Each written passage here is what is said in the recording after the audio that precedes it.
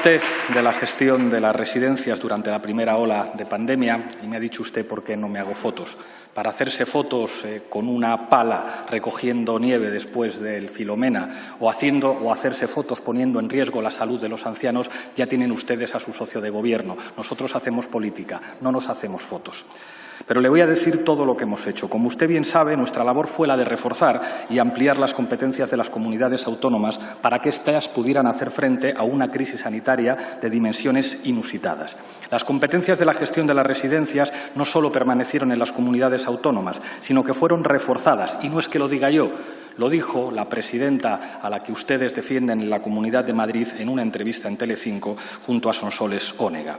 Tal y como he hecho otras veces, le voy a leer textualmente, para que esto no sea opinable, la orden del Ministerio de Sanidad del 23 de marzo de 2020. Se faculta a la autoridad competente de la comunidad autónoma, en función de la situación epidémica y asistencial de cada centro residencial o territorio concreto y siempre atendiendo a los principios de necesidad y proporcionalidad, a intervenir los centros residenciales objeto de esta orden. Esta es la realidad, señoría, y esto no es opinable. Lo cierto es que en la primera ola de la pandemia las muertes en las residencias de la Comunidad de Madrid doblaron a las de Cataluña y cuadriplicaron a las de Andalucía. Y creo, señoría, que eso merece al menos una reflexión sobre su responsabilidad.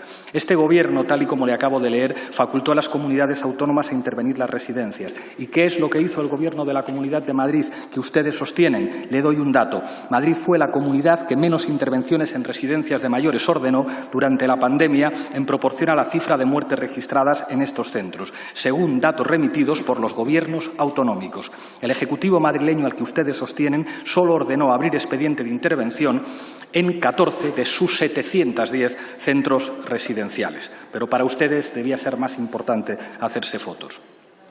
Nuestro Gobierno también ofreció a las comunidades autónomas la posibilidad de solicitar a la Unidad Militar de Emergencia realizar labores de desinfección en todas aquellas residencias en las que fuera necesario. ¿Y qué es lo que hizo el Gobierno de la Comunidad de Madrid que ustedes sostienen? Yo se lo digo. La señora Ayuso, su candidata, rechazó que la Unión Militar de Emergencia desinfectara las residencias de Madrid.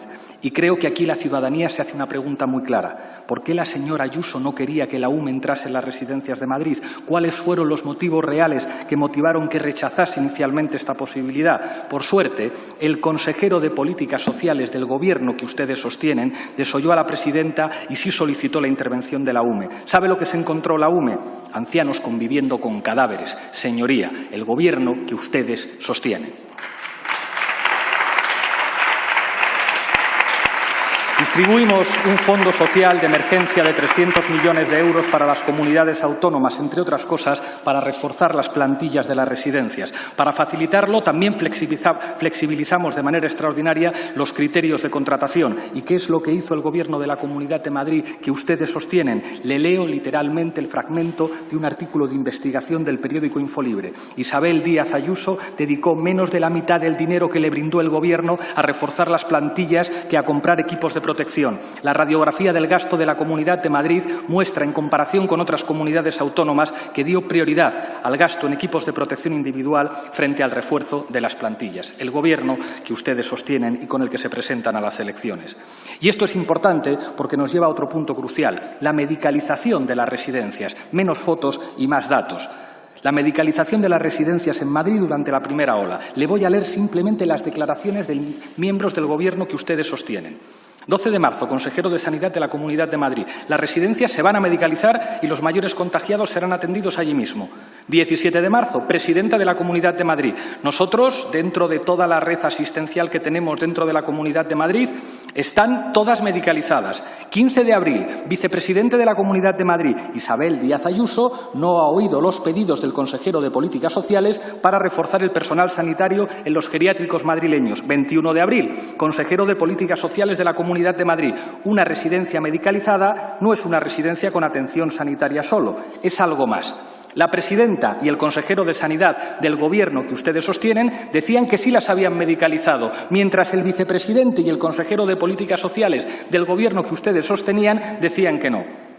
Por suerte, recientemente, Carlos Moore, el cargo político de Ayuso que estuvo al frente de la gestión de las residencias, ha declarado en la Comisión de Investigación de la Asamblea de Madrid que no se medicalizaron porque el personal sanitario inicialmente destinado para ello fue reubicado ¿dónde? En el Hospital Milagro del IFEMA. Menos fotos, más datos y más realidades, señoría.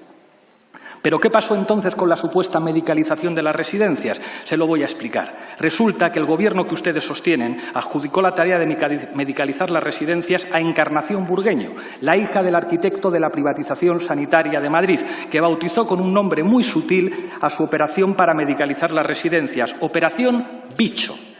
Encarnación Burgueño había sido teleoperadora y jefe de ventas de Telepizza, profesiones muy dignas, pero no tenía ningún medio ni experiencia para hacer la labor para la que se le había contratado.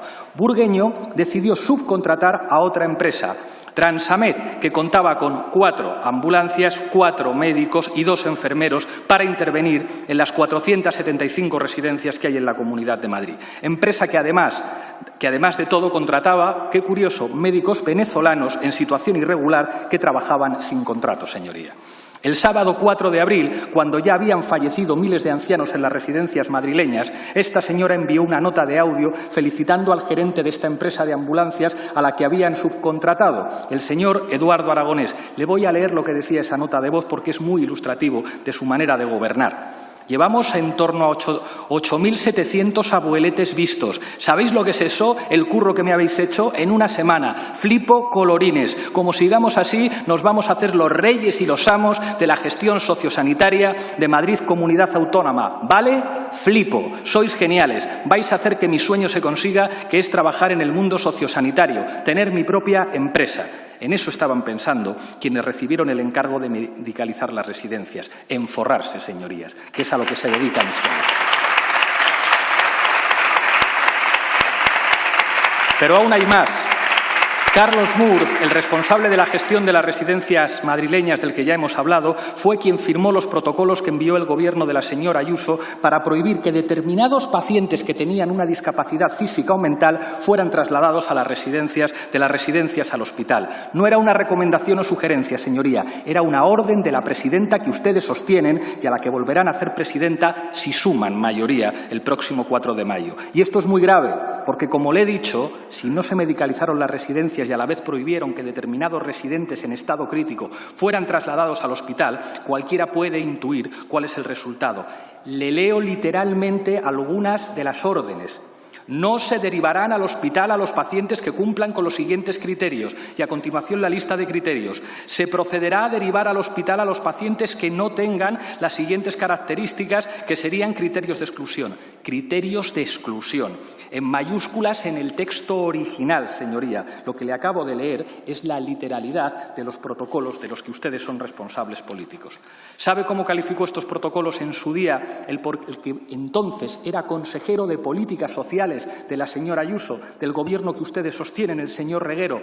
Inmorales y puede que ilegales. Yo, señoría, no tengo nada que añadir.